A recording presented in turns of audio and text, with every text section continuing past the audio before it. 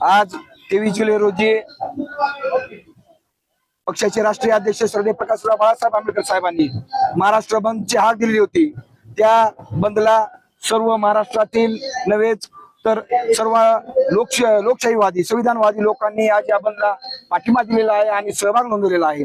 आज लातूर या ठिकाणी या निमित्ताने वंचित बहुजन आघाडीच्या सोबत विविध पक्ष संघटना यांनी देखील मिळून या बंद मध्ये सहभाग नोंदवलेला आहे। व्यापारी असतील, इथले काही हॉटेल्स असतील, यांनी देखील या बंद मध्ये आपला सहभाग नोंदवला आहे। त्यांचं देखील वंचित बहुजन आघाडीच्या वतीने मी आभार व्यक्त करतो।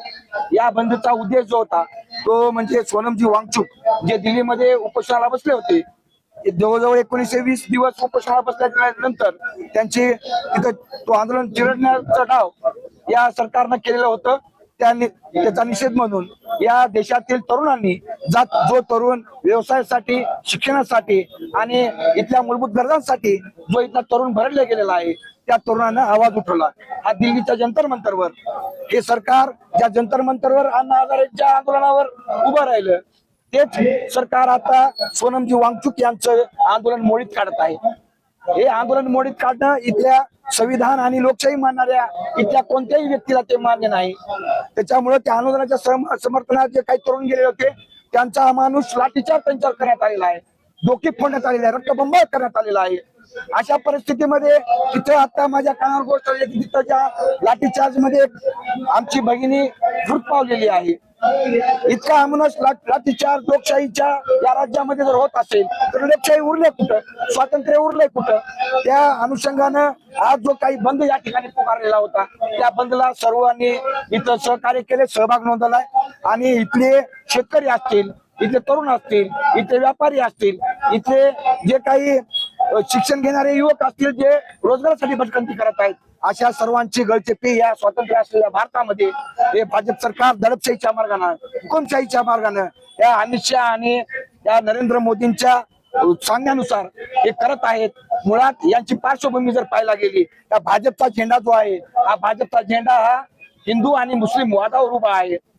भगवा आणि हिरवा झेंडाचा कलर जो घेतलेला आहे त्यांनी, माझ्या मतानं त्यांनी हिंदू मुस्लिम वादावर उभा केलेला आहे। आता हिंदू मुस्लिम वाद राम मंदिरच्या निमित्तानं संपलेला असताना आता मध्येच वेगवेगळे जाती धर्मामध्ये वाद निर्माण करण्याचं काम हे सरकार करत आहे। मुळात इथल्या मूलभूत सुविधा, इथले रोजगार, इथल्या संधी, आरोग्य असेल, इथल्या व्यवसाय संधी याच्यावर कोणी बोलत नाही।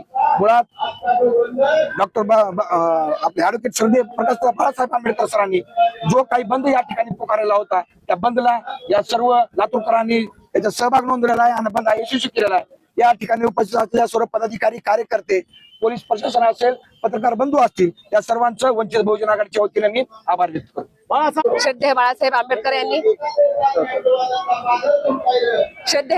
ऍडव्होकेट बाळासाहेब आंबेडकर यांनी महाराष्ट्र बंदची हाक दिलेली आहे। आपल्याला माहित आहे या देशामध्ये, या राज्यामध्ये विरोधी पक्ष राहिलेला नाही, तर ही भूमिका घेत बाळासाहेब आंबेडकरांनी महाराष्ट्र बंदची हाक दिलेली आहे।